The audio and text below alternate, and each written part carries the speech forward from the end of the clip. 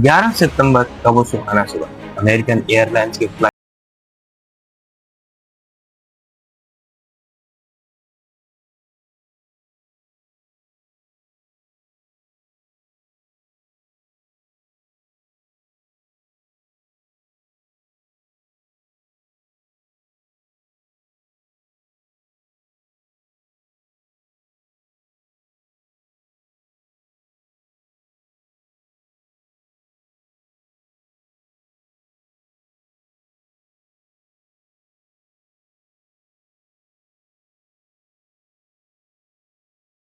Over power करने के बाद ये प्लेन को कंप्लीटली हाईजैक कर लिया।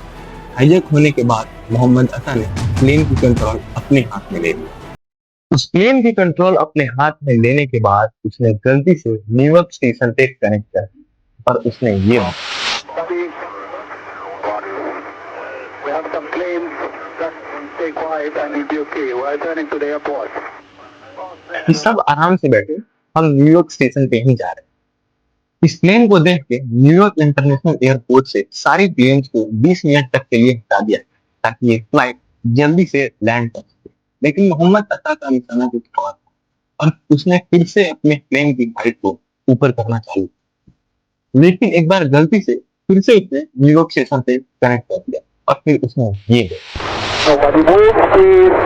We are going back to the airport. Don't try to make any stupid moves. इसको सुन के बहुत हैरानी होती कि आखिर इतने खतरनाक मिशन पे लोग इतना कूल कैसे हो सकते, आखिर उनके दिमाग में उस टाइम चल क्या रहा और आखिर ये इतने आराम से कैसे बात करता है ना। इसने प्लेन को लॉस एंजल्स के बदले न्यूयॉर्क सिटी की तरफ मोड़ लिया और हाइट को धीरे धीरे कम करने लगा। लोगों को लगा अब प्लेन लैंड करने वाले, लेकिन वो लोग बहुत गलत थे क्योंकि मोहम्मद अता का निशाना न्यूयॉर्क की बहुत फेमस वर्ल्ड ट्रेड सेंटर और उसकी दो बिल्डिंग है जो कि उस टाइम पे वर्ल्ड की सबसे बड़ी बिल्डिंग। उसको गिराना ऐसा मानिए जैसे कि आज के दिन में बुर्ज खलीफा को गिराना। लेकिन कुछ ही देर बाद सुबह के 8:46 पे वर्ल्ड ट्रेड सेंटर के नॉर्थ टावर पे ले जाकर अता ने अपने प्लेन को क्रैश कर दिया।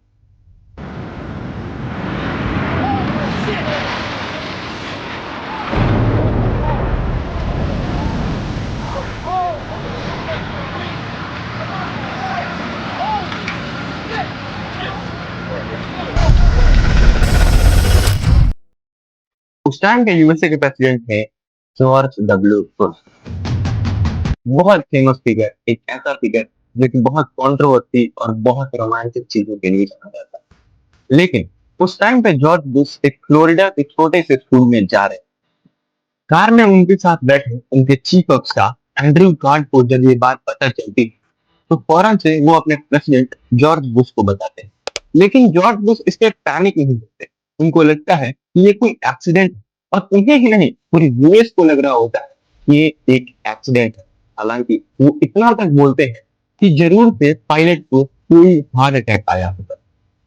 इस बात से पता चलता है कि अमेरिका को अपने डिफेंस आर्मी पे कितना भरोसा था, लेकिन ये भरोसा भी कुछ देर बाद चूर होने वाला था। इस पहले अटैक के मात्र 17 मिनट बाद पता चलता है कि एक और प्लेन फ्लाइट 175 को सेम तरीके से हाईजैक कर लिया। उस प्लेन में भी कुल 5 आतंकवादी बैठे।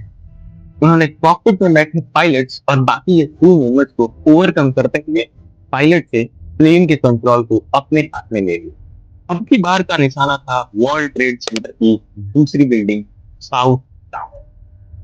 प्लेन के हाईजैक होने के कुछ मिनट बाद इस प्लेन को भी ले जाकर वर्ल्ड ट्रेड के साउथ टावर में क्रैश।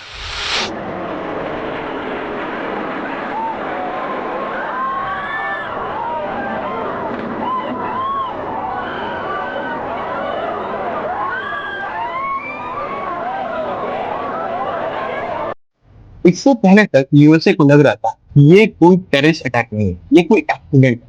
लेकिन इस साउथ टावर के क्रैश होने के बाद सबको विश्वास हो जाता है कि ये एक बहुत भयंकर टेररिस्ट अटैक। इस समय यूएसए के प्रेसिडेंट जॉर्ज बुश इस फ्लोरिडा के स्कूल में पहुंच चुके हैं और वो स्कूल में बच्चों के साथ बैठ के एक रीडिंग एक्सरसाइज कर रहे हैं। लेकिन उसी टाइम पे उनको इंटरप्ट करते हुए उनके chief of staff Andrew card आते हैं और उनके कान में धीरे से बोलते हैं, mister president, America is under attack. लेकिन बुश बिना पैनिक किए हुए बच्चों के साथ बैठे रहते हैं अगले 7 मिनट तक। उसी स्कूल में उन बच्चों के साथ पढ़ रहे होते हैं, उन बच्चों को एंटरटेन कर रहे होते हैं और उनके साथ फोटोज खिंचवा रहे होते हैं। इस डिसीजन को बाद में सारे लोगों के द्वारा क्रिटिसाइज भी किया जाता है। बोला जाता है कि जॉर्ज बुश को उसी समय फौरन सारी चीजों को छोड़ के उनके देश के लोगों को संबोधित करना चाहिए था। उनको इस बात पे रिस्पॉन्सिबिलिटी लेनी चाहिए, क्योंकि ये 7 मिनट बहुत ज्यादा क्रूशियल थे अमेरिका के लिए। क्योंकि इसी 7 मिनट में पूरे वर्ल्ड को पता चल गया था कि America is in under attack, और एक मामूली अटैक नहीं, एक टेररिस्ट अटैक, एक ऐसा अटैक जो कि आगे आने वाले समय में अमेरिका को बहुत बड़ा नुकसान पहुंचाने। इस दूसरे प्लेन के क्रैश होने के कुछ ही मिनट बाद पता चलता है कि 2 और अमेरिकन प्लेन को हाईजैक कर लिया गया है। एक है अमेरिकन एयरलाइंस की फ्लाइट 7 जो कि वॉशिंगटन इंटरनेशनल एयरपोर्ट से टेक ऑफ करती है और इसे भी लॉस एंजल्स से, और इसमें भी कुल 5 आतंकवादी। और दूसरा फ्लाइट है अमेरिकन एयरलाइन की फ्लाइट 9 थी जिसको न्यू जर्सी से कैलिफोर्निया जाना है, और इसमें है कुल 4 पैसेंजर। इन फ्लाइट्स को हाईजैक करने के बाद दोनों को वॉशिंगटन डीसी की तरफ मोड़ लिया जाता है, और वॉशिंगटन की तरफ इसलिए मोड़ जाता है क्योंकि इससे कुछ ही बाहर मौजूद है द फेमस पेंटागन,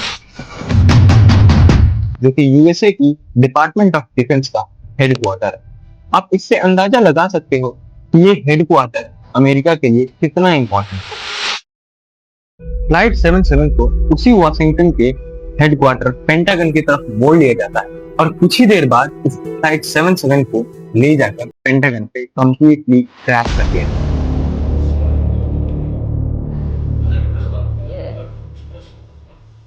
इस पॉइंट ऑफ टाइम पे अमेरिका को रियलाइज हो जाता है कि अब अमेरिकन एयरलाइंस को और कंप्लीटली एयरलाइंस को बंद करना पड़ेगा, और इसीलिए एक न्यूज भेजा जाता है कि जितने भी फ्लाइट्स हवा में अभी तक मौजूद है वो अपने करीबी एयरपोर्ट पे जल्दी से उतरे, ताकि एक अमेरिका में कंप्लीट शटडाउन लग जाए। सुबह के 9:37 पे ये हमला हुआ था पेंटागन पे, जिसकी वजह से पेंटागन का मेजर हिस्सा डैमेज।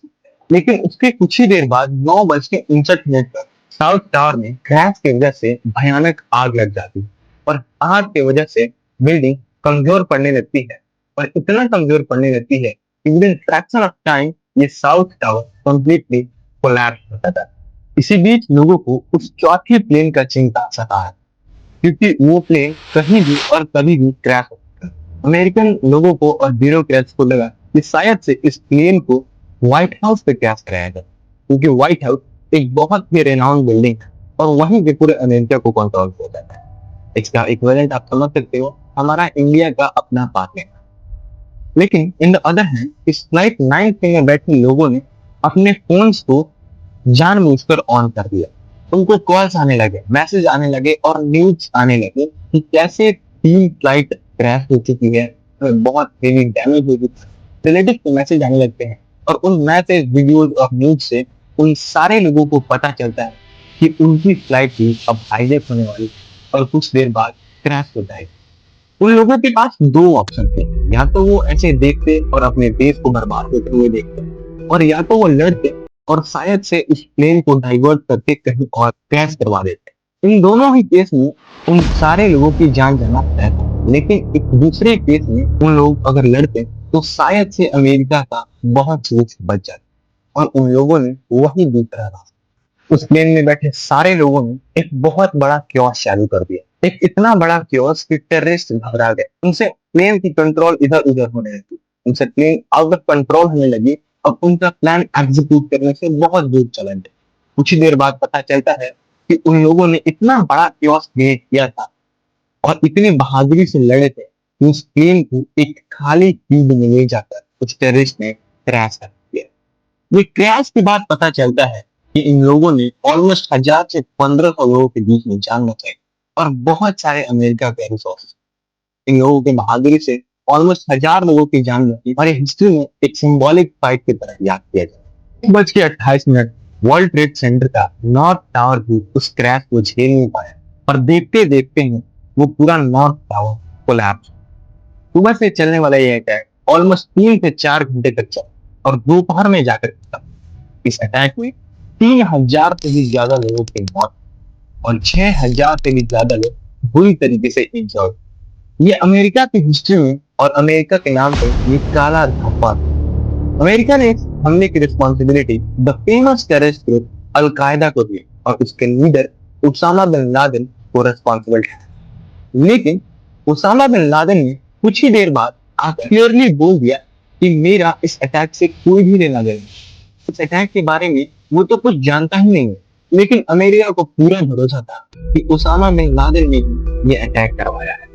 और ये बात प्रूव भी होता है क्योंकि 3 साल बाद जब यूएस में इलेक्शन चालू होते हैं, उस समय एक वीडियो क्लिप जारी होती है उसामा बिन लादेन के द्वारा, और उसमें उसामा बिन लादेन इस अटैक की रिस्पॉन्सिबिलिटी खुद को बताता है और बोलता है इस अटैक को उसने इसलिए करवाया क्योंकि अमेरिका बहुत सारे मुस्लिमों के साथ अनफेयर कर रहा था। उसने इस रीजन को जस्टिफाई करते हुए बोला कि उसने मिडिल ईस्ट में बहुत ज्यादा इंटरफेयर करना चालू कर दिया, इजराइल को सपोर्ट करने लगा था, सऊदी अरेबिया के साथ कोलैबोरेट करके आर्मी ट्रूप इंस्टॉल कर रहा था, चेचिया में रसिया को सपोर्ट कर रहा था, मुस्लिमों के ऊपर जाति कर रहा था और भी बहुत सारी चीजें। लेकिन उसामा बिन लादेन को ये पता नहीं था कि इस अटैक के बाद असली जाति मुस्लिमों के साथ चालू।